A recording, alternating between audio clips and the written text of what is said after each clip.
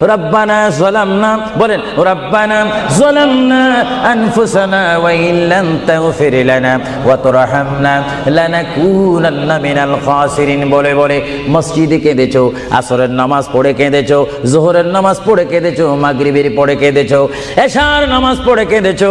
এ বান্দা, নামাজের মুসল্লা যখন বসে যাও, আমি আল্লাহকে তোমরা বারবার বল, আল্লাহ গো আমার গুনাহ মাফ করে দাও।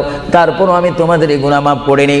তারপরও তোমরা নিশি রাত্রে মানুষ যখন ঘুমে যায়, তোমার বিবি যখন ঘুম যায়, তোমার ছেলে যখন ঘুম যায়, তুমি নিশি রাত্রে ঠান্ডা পানি দিয়ে ওযু বানিয়ে নামাজের মুসল্লায় বসে তুমি আবার যখন ডাক দাও, রব্বুল আলামিন, পৃথিবীর কোনো মানুষ আমার গুনাহ সম্পর্কে জানে না, তুমি আমার গুনাহ সম্পর্কে জানো।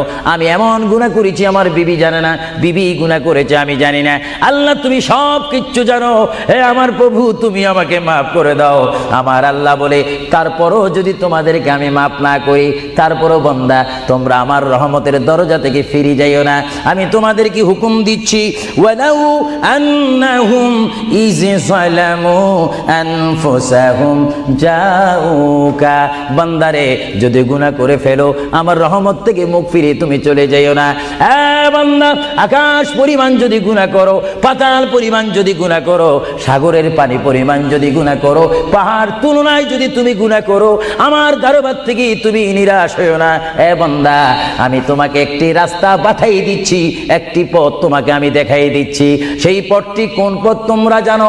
ওয়ালাউ আন্নাহুম ইয যালামু আনফুসাহুম জাউকা, বান্দারে যখন তোমরা বরবাদ হয়ে যাবে, তখন তোমাদেরকে একটা পথ আমি তোমাদেরকে দেখাই দিলাম। সেই পথটির